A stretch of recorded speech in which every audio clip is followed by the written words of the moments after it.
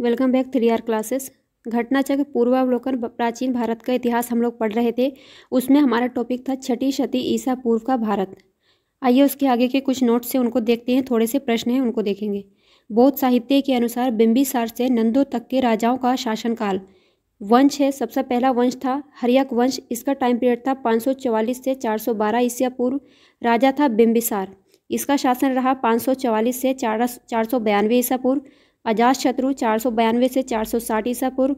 उदयन और उसके उत्तराधिकारी 460 से लेकर 412 ईसा पूर्व तक रहे। हर्यक वंश के बाद आता है शिशुनाग वंश। इसका राजा था शिशुनाग 412 से 394 ईसा पूर्व। शिशुनाग में आता इसका टाइम पीरियड था 412 से 344। शिशुनाग के बाद आता था काकवर्ण, जिसको काला अशोक भी कहते थे, 394 से 366 ईसा पूर्व। काकवर्ण के 10 पुत्र थे, 366 से 344 ईसा पूर्व। नंदवंश महापद्मानंद, जिसको उग्रसेन कहते हैं, 344 से 321 ईसा पूर्व। 344-321 ईसा पूर्व और उसके 8 पुत्र। इसको ट्रिक से याद रख लीजिएगा, हसीन माशूका। सारे वंशों का क्रम है ये। मौर्य वंश तक का महापद्मानंद को कली का अंश, सभी क्षत्रियों का नाश करने वाला दूसरे परशुराम का अवतार कहा गया। उसने एक छत्र शासन की स्थापना की तथा एकराट की उपाधि ग्रहण की। इसके द्वारा उन्मूलित राजवंशों के जो नाम मिलते हैं वे हैं इक्ष्वाकु, कलिंग, अश्मक, पांचाल, काश्य, हेह, कुरु, मैथिल, शूरसेन, वितिहोत्र।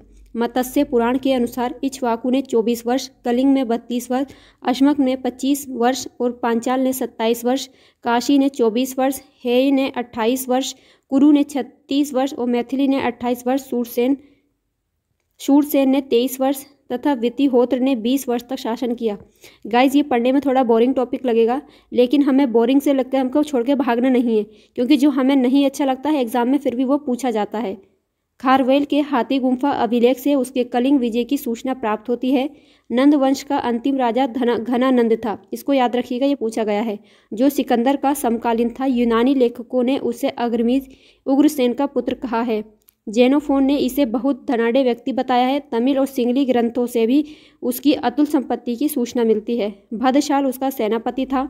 घनानंद द्वारा जनता से बलपूर्वक धन वसूलने तथा छोटी छोटी वस्तुओं पर भारी कर लगाने के कारण जनता उसके विरुद्ध हो गई और चारों ओर घृणा एवं असंतोष का वातावरण व्याप्त हो गया। इस स्थिति का लाभ उठाकर चंद्रगुप्त मौर्य ने चाणक्य के सहयोग से घनानंद की हत्या कर नंद वंश का अंत कर दिया।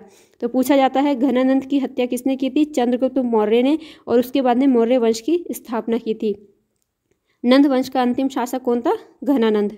व्याकरणाचार्य पाणिनि महापद्मानंद के मित्र थे। वर्ष उपवर्ष वररुचि कात्यायन जैसे विद्वानों का जन्म नंद काल में ही हुआ था। नंद शासक जैन मत के पोषक थे। कल्पक नामक व्यक्ति जैन था। इसकी सहायता से महापद्मानंद ने समस्त क्षत्रियों का विनाश कर डाला था।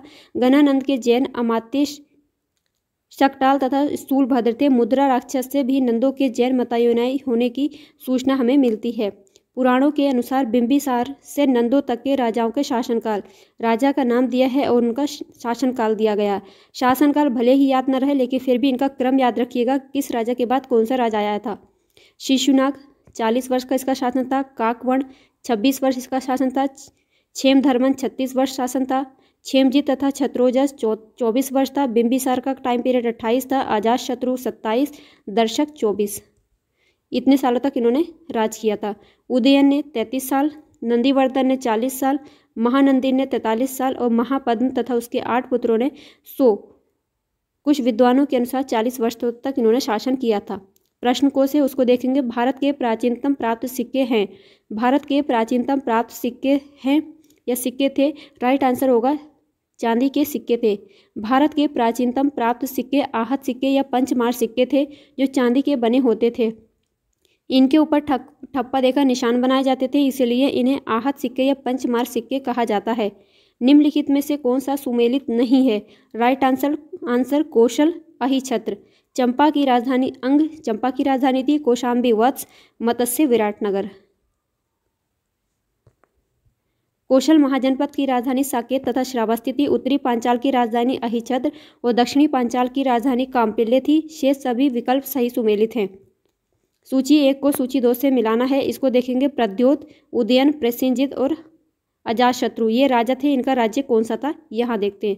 प्रद्योत इसका राज्य था अवंती। उदयन, वत्स, प्रसेनजीत, कौशल और अजातशत्रु मगध इसका राज्य था। चंड प्रद्योत किस प्राचीन गणराज्य के राजा थे? Right answer Avanti. चंड प्रद्योत अवंती का शासक था। बुद्ध काल में अवंती की राजधानी उज्जैन थी।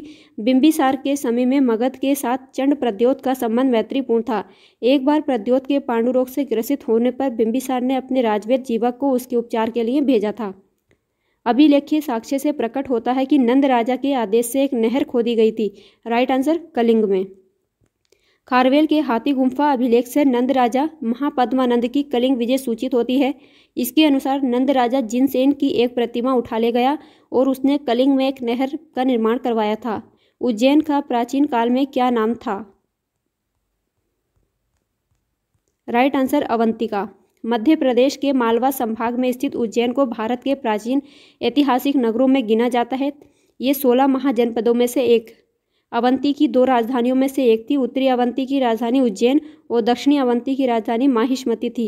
अवंती को अवंतिका भी कहा जाता था। निम्नलिखित मानचित्र में प्राचीन भारत में दिए गए 16 महाजनपदों में से 4 दृश्य बताए गए हैं ABCD के द्वारा।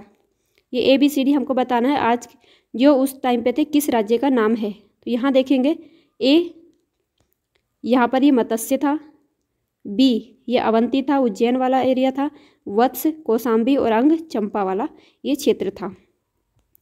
प्रश्नगत मानचित्र में ABCD से क्रमशः मत्स्य, अवंती, वत्स तथा अंग महाजनपद दर्शाए गए हैं। मत्स्य महाजनपद राजस्थान प्रांत के जयपुर क्षेत्र में बसा था। इसकी राजधानी विराटनगर थी। पश्चिमी तथा मध्य मालवा के क्षेत्र में अवंती महाजनपद बसा हुआ था। इसके 2 भाग थे, उत्तरी अवंती राजधानी उज्जैनी तथा दक्षिणी अवंती राजधानी थी माहिष्मती। आधुनिक इलाहाबाद तथा बांदा जिले प्राचीन काल में वत्स महाजनपद का निर्माण करते थे। कौशाम्बी इसकी राजधानी थी। उत्तरी बिहार के वर्तमान भागलपुर तथा मुंगेर जिले अंग महाजनपद के अंतर्गत चंपा इसकी राजधानी थी। प्राचीन काल जो महाभारत और महाभाष्य दोनों में उल्लिखित है कौन सा है इसको देखेंगे। माध्यमिक नगरी राजस्थान भारत में चित्तौड़ के निकट एक प्राचीन नगरी है। इस नगरी का उल्लेख महाभारत और महाभाष्य दोनों में है। विराटनगर वैराट राजस्थान के जयपुर में स्थित है। महाभारत काल में पांडवों ने अपना अज्ञातवास यहाँ व्यतीत किया था। इसका भी उल्लेख महाभारत एवं महाभाष्य में मिलता है। पाटलिपुत्र के संस्थापक थे। पाटलिपुत्र के संस्थापक कौन थे? उदयन। पाटलिपुत्र की स्थापना अजातशत्रु के उत्तराधिकारी उदयन ने गंगा और सोन नदी के संगम पर एक किला बनाकर की थी। इसने मगध साम्राज्य की राजधानी राजगृह से पाटलिपुत्र स्थानांतरित की। यह नगर शिशुनाग वंश, नंद वंश और मौर्य वंश की भी राजधानी रही थी। इंपॉर्टेंट क्वेश्चन है, इसको नोट करिएगा। मगध साम्राज्य की राजधानी पाटलिपुत्र के बारे में निम्नलिखित में से कौन सा कथन सत्य है? इसका सत्य होगा पाटलिपुत्र उत्तर में गंगा नदी से एवं पश्चिम में सोन नदी से घिरा हुआ है। पाटलिपुत्र उत्तर में गंगा नदी से एवं पश्चिम में सोन नदी से मिला हुआ या घिरा हुआ है। सोन याद रखिएगा गंगा की सहायक नदी है। ये हमारी गंगा जब बह रही है तो यहाँ से निकल के सोन इसके साथ में पटना के आसपास, पटना से पहले मिल जाती है और इसके पैरेलल ही गंगा के यमुना मिलती है। याद रखिएगा सोन नदी डायरेक्ट गंगा की नदी है, उसकी सहायक नदी है, जबकि यमुना की सहायक नदी नहीं है। प्राचीन पाटलिपुत्र आधुनिक पटना उत्तर में गंगा तथा पश्चिम में सोन नदी से घिरा हुआ है।